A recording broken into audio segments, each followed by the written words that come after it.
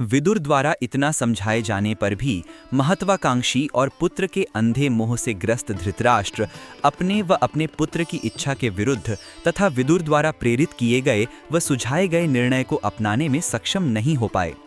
अतः विचारने के लिए और अधिक समय लेने के लिए तथा विदुर से तंग आकर धृतराष्ट्र को समर्थन दे देने की झूठी आशा में उन्होंने विदुर से इस प्रकार कहा, हे महान बुद्धि संपन्न विदुर, तुम मुझसे धर्म तथा अर्थ पर प्रकाश डालने वाले अर्थपूर्ण नीति वचन और कहो, क्योंकि इस संबंध में तुम्हारे द्वारा कही गई अद्भुत नीतियां सुनकर मेरे मन की तृप्ति नहीं हो रही है। तब महात्मा विदुर में धैर्यपूर्वक पुनः धृतराष्ट्र को समझाते हुए कहा, हे राजन, समस्त तीर्थों में स्नान करना तथा समस्त प्राणियों पर दया करना दोनों ही समान हैं, बल्कि तीर्थ स्नान से प्राणियों पर दया करना अधिक श्रेष्ठ है। धृतराष्ट्र ने कहा, महाबुद्धे, तुम पुनः धर्म और अर्थ से युक्त बातें कहो, इन्हें सुनकर मुझे तृप्ति नहीं होती। इस विषय में तुम अद्भुत भाषण कर रहे हो। विदुर जी बोले, सब तीर्थों में स्नान और सब प्राणियों के साथ कोमलता का बर्ताव, ये दोनों एक समान हैं, अथवा कोमलता के बर्ताव का विशेष महत्व है। विभो, आप अपने पुत्र कौरव पांडव दोनों के साथ समान रूप से कोमलता का बर्ताव कीजिए। ऐसा करने से इस लोक में महान सुयश प्राप्त करके मरने के पश्चात आप स्वर्ग लोक में जाएंगे। पुरुष श्रेष्ठ, इस लोक में जब तक मनुष्य की पावन कीर्ति का गान किया जाता है, तब तक वह स्वर्ग लोक में प्रतिष्ठित होता है। इस विषय में उस प्राचीन इतिहास का उदाहरण दिया करते हैं जिसमें केशिनी के लिए सुधन्वा के साथ विरोचन के विवाद का वर्णन है। हे राजन, एक समय केशिनी नाम वाली एक अनुपम सुंदरी कन्या सर्वश्रेष्ठ पति को वरण करने की इच्छा से स्वयंवर सभा में उपस्थित हुई। उसी समय दैत्य कुमार विरोचन उसे प्राप्त करने की इच्छा से वहां आया। तब केशिनी ने वहां दैत्यराज से इस प्रकार बातचीत की। केशिनी ने कहा, विरोचन, ब्राह्मण श्रेष्ठ होते हैं या दैत्य? यदि ब्राह्मण श्रेष्ठ होते हैं तो सुधन्वा ब्राह्मण ही मेरी शैया पर क्यों न बांटे, अर्थात मैं सुधन्वा से विवाह क्यों करूं? विरोचन ने कहा, केशिनी, हम प्रजापति की श्रेष्ठ संतानें हैं, अतः सबसे उत्तम हैं। यह सारा संसार हम लोगों का ही है। हमारे सामने देवता क्या हैं और ब्राह्मण कौन चीज है? केशिनी बोली, हे विरोचन, यहीं पर हम दोनों प्रतीक्षा करें। प्रातः काल सुधन्वा जब जाएगा तब मैं तुम दोनों को देखूंगी।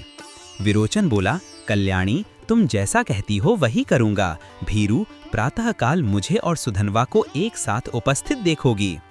विदुर जी बोले, राजाओं में श्रेष्ठ धृतराष्ट्र। इसके बाद जब रात बीती और सूर्यमंडल का उदय हुआ, उस समय सुधन्वा उस स्थान पर आया जहां विरोचन केशिनी के साथ मौजूद था।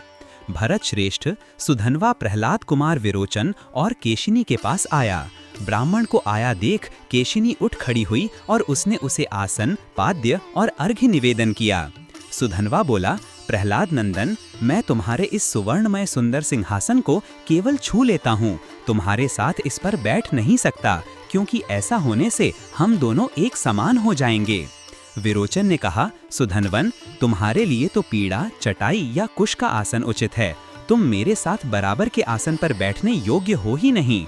सुधन्वा ने कहा, विरोचन, पिता और पुत्र एक साथ एक आसन पर बैठ सकते हैं। दो ब्राह्मण, दो क्षत्रिय, दो वैश्य अथवा दो शूद्र भी एक ही समान एक साथ बैठ सकते हैं। इनके अलावा कोई भी दो व्यक्ति एक आसन पर एक साथ नहीं बैठ सकते। तुम्हारे पिता प्रहलाद नीचे बैठकर ही मेरी सेवा किया करते हैं। तुम अभी बालक हो, घर में सुख से पले हो, अतः तुम्हें इन बातों का कुछ भी ज्ञान नहीं है। विरोचन ने कहा, सुधन्वन, हम असुरों के पास जो कुछ भी सोना, गौ, घोड़ा आदि धन है, उसकी मैं बाजी लगाता हूँ। हम तुम दोनों चलकर जो इस विषय के जानकार हों, उनसे पूछें कि हम दोनों में कौन श्रेष्ठ है। सुधन्वा बोला, विरोचन, सुवर्ण, गाय और घोड़ा तुम्हारे ही पास रहें। हम दोनों प्राणों की बाजी लगाकर जो जानकार हों, उनसे पूछें। विरोचन ने कहा, अच्छा, प्राणों की बाजी लगाने के पश्चात हम दोनों कहाँ चलेंगे? मैं तो न देवताओं के पास जा सकता हूँ और न कभी मनुष्यों से ही निर्णय करा सकता हूँ। सुधन्वा बोला, प्राणों की बाजी लग जाने पर हम दोनों तुम्हारे पिता के पास चलेंगे। मुझे विश्वास है कि प्रहलाद अपने बेटे के लिए झूठ नहीं बोल सकते हैं। विदुर जी कहते हैं, इस तरह बाजी लगाकर परस्पर कुद्ध हो विरोचन और सुधन्वा दोनों उस समय वहां गए जहां प्रहलाद जी बैठे थे। प्रहलाद ने मन ही मन कहा, जो कभी भी एक साथ नहीं चले थे, वे ही दोनों, ये सुधन्वा और विरोचन, आज सांप की तरह क्रुद्ध होकर एक ही राह से आते दिखाई देते हैं। विरोचन, मैं तुमसे पूछता हूँ, क्या सुधन्वा के साथ तुम्हारी मित्रता हो गई है? फिर कैसे एक साथ आ रहे हो? पहले तो तुम दोनों कभी एक साथ नहीं चलते थे। विरोचन बोला, पिताजी, सुधन्वा के साथ मेरी मित्रता नहीं हुई है। हम दोनों प्राणों की बाजी लगाए आ रहे हैं। मैं आपसे यथार्थ बात पूछता हूँ, मेरे प्रश्न का झूठा उत्तर न दीजिएगा। प्रहलाद ने कहा, सेवकों, सुधन्वा के लिए जल और मधुपर्क लाओ। फिर सुधन्वा ने कहा, ब्राह्मण, तुम मेरे पूजनीय अतिथि हो। मैंने तुम्हारे लिए सफेद गौ खूब मोटी ताजी कर रखी है। सुधन्वा बोला, प्रहलाद, जल और मधुपर्क तो मुझे मार्ग में ही मिल गया है। तुम तो जो मैं पूछ रहा हूँ उस प्रश्न का ठीक ठीक उत्तर दो। ब्राह्मण श्रेष्ठ हैं अथवा विरोचन? प्रहलाद बोले, ब्राह्मण, मेरे एक ही पुत्र है और इधर तुम स्वयं उपस्थित हो। भला तुम दोनों के विवाद में मेरे जैसा मनुष्य कैसे निर्णय दे सकता है? सुधन्वा बोला, मतिमन, तुम्हारे पास गौ तथा दूसरा जो कुछ भी प्रिय धन हो वो सब अपने औरस पुत्र विरोचन को दे दो, परंतु हम दोनों के विवाद में तो तुम्हें ठीक ठीक उत्तर देना ही चाहिए। प्रहलाद ने कहा, सुधन्वन, अब मैं तुमसे ये बात पूछता हूँ, जो सत्य न बोले अथवा असत्य निर्णय करे, ऐसे दुष्ट वक्ता की क्या स्थिति होती है? सौतन के साथ पति के घर रहने वाली स्त्री की, जुए में हारे हुए जुआरी की तथा भार से श्रमित हुए व्यक्ति की जो दशा होती है, वही दशा अन्यायी को होती है।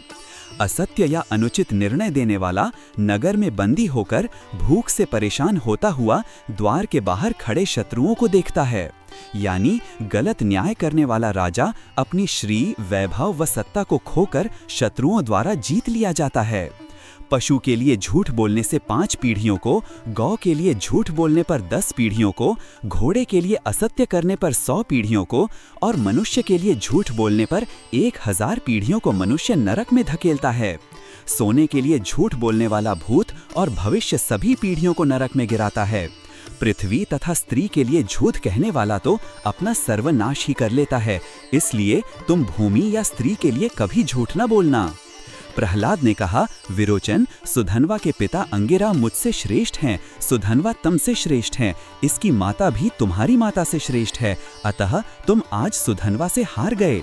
विरोचन, अब सुधन्वा तुम्हारे प्राणों का मालिक है। सुधन्वन, अब यदि तुम दे दो तो मैं विरोचन को पाना चाहता हूँ। सुधन्वा बोला, प्रहलाद, तुमने धर्म को ही स्वीकार किया है, स्वार्थवश नहीं कहा है, इसलिए अब इस दुर्लभ पुत्र को फिर तुम्हें दे रहा हूँ। प्रहलाद, तुम्हारे इस पुत्र विरोचन को मैंने पुनः तुम्हें दे दिया है, किंतु अब यह कुमारी केशिनी के निकट चलकर मेरा पैर धोए।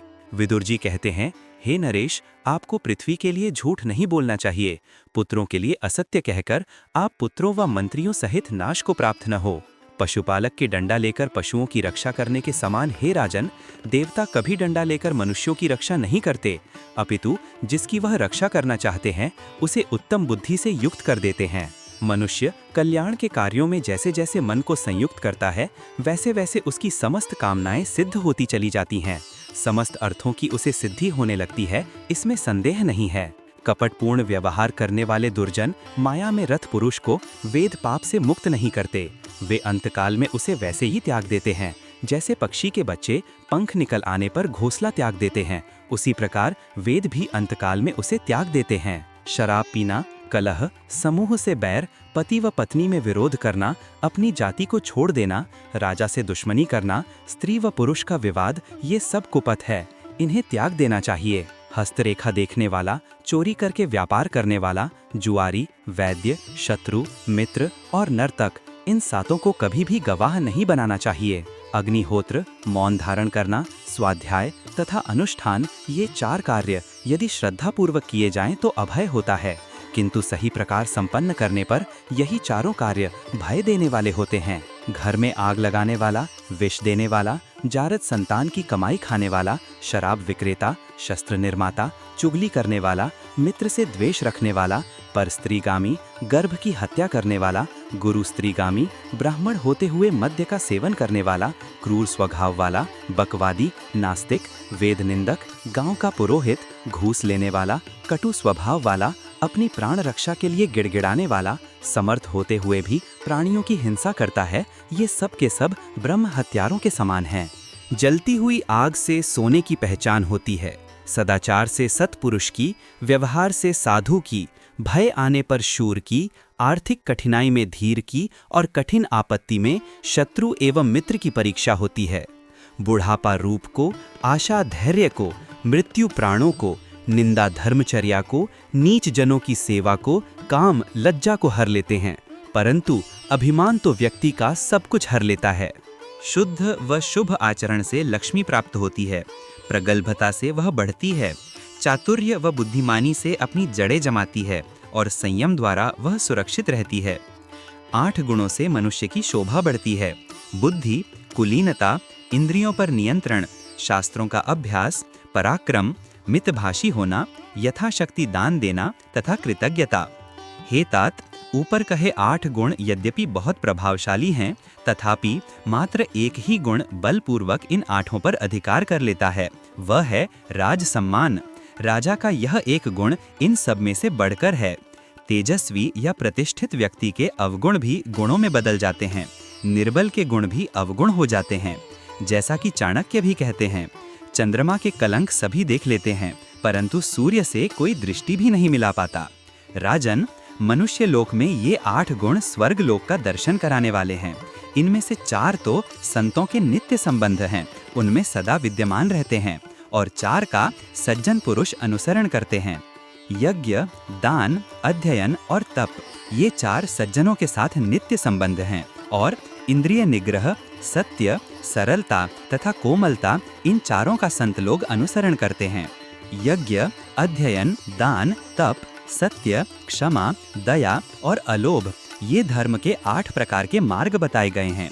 इसमें से पहले 4 को धर्म के लाभ के लिए भी सेवन किया जा सकता है, परंतु अंतिम 4 तो जो महात्मा नहीं हैं, उनमें रह नहीं सकते। जिस सभा में वृद्ध न हो वह सभा नहीं, वो वृद्ध नहीं जो धर्म को न बताते हों, वह धर्म नहीं जो सत्य से विहीन हो, और वह सत्य नहीं जिसमें कपट हो। सत्य, रूप, शास्त्राध्ययन, विद्या, कुलीनता, शील, शक्ति, धन, वीरता तथा चमत्कार पूर्ण बात कहना, ये 10 स्वर्ग के साधन हैं। पाप कीर्ति वाला व्यक्ति पाप ही करता हुआ पापों के फलों को भोगता है, पुण्य कीर्ति पुरुष पुण्य ही करता हुआ पुण्यों के फलों का भोग करता है। अतः प्रशंसा प्राप्त यशस्वी व्यक्ति को कभी भी पाप नहीं करना चाहिए, क्योंकि बार बार पाप करने से बुद्धि नष्ट हो जाती है। जिसकी बुद्धि नष्ट हो जाती है वह मनुष्य सदा पाप में ही करता रहता है। इसी प्रकार बारंबार किया हुआ पुण्य बुद्धि को बढ़ाता है। जिसकी बुद्धि बढ़ जाती है वह मनुष्य सदा पुण्य ही करता है। इस प्रकार पुण्यकर्मी मनुष्य पुण्य करता हुआ पुण्य लोक को जाता है। इसलिए मनुष्य को चाहिए कि वह सदा एकाग्र चित्त होकर पुण्य का ही सेवन करे। दूसरों के गुणों में दोषों का आरोप करने वाला, दूसरों के धर्म स्थानों को अपवित्र करने वाला, कटुभाषी, वैर व द्वेष रखने वाला, दुष्ट एवं पापी व्यक्ति शीघ्र ही महान कष्टों से ग्रस्त हो जाता है। जो दूसरों की आलोचना व निंदा में आनंद नहीं लेता, संपूर्ण कार्य शुद्ध सात्विक बुद्धि से करता है, वह सत्कर्म करता हुआ सदैव सुख पाता है और सर्वत्र उसका सम्मान होता है। अर्थात सत्संग द्वारा अपनी बुद्धि की नित वृद्धि करने वाला विद्वान ही पंडित कहा जाता है, और जो पंडित होता है वो धर्म और अर्थ के द्वारा सदैव बुद्धि करता है। हे राजन, बुद्धिमान व्यक्ति को दिन भर में ही कार्य संपन्न कर लेने चाहिए, जिससे वह रात्रि को सुखपूर्वक सो सके, तथा 8 महीनों में ही कार्य संपन्न कर लेने चाहिए, जिससे शेष 4 महीने सुखपूर्वक बिता सके।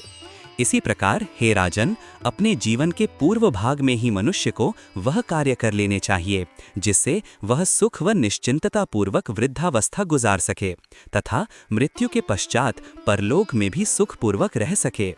सज्जन पुरुष पच जाने पर अन्न की, निष्कलंक जवानी बीत जाने पर स्त्री की, संग्राम जीत लेने पर शूर की और तत्व ज्ञान प्राप्त हो जाने पर तपस्वी की प्रशंसा करते हैं। अधर्म द्वारा प्राप्त किया गया धन दोषों को छिपाने में सफल नहीं होता, अपितु दोषों के छिपने के स्थान पर नए दोष प्रकट लगते हैं। अपने मन और इंद्रियों को वश में करने वाले शिष्यों के शासक गुरु हैं, दुष्टों के शासक राजा हैं और छिपे छिपे पाप करने वालों के शासक सूर्यपुत्र यमराज हैं। ऋषियों, मंत्र का साक्षात्कार करने वाले को ऋषि कहते हैं कि नदियों, महात्माओं के कुलों के तथा स्त्रियों की दुष्चरित्रता का मूल नहीं जाना जा सकता। ब्राह्मणों की पूजा में मन को लगाए रहने वाला, दानी, कुटुंबियों के प्रति कोमल व्यवहार करने वाला तथा शीलवान क्षत्रिय दीर्घकाल तक पृथ्वी का पालन करते हैं। शूर, विद्वान एवं सेवा धर्म को जानने वाले ये 3 प्रकार के मनुष्य पृथ्वी से सुवर्ण रूपी पुष्प का संचय करते हैं। विश्व में 4 प्रकार के कर्म होते हैं।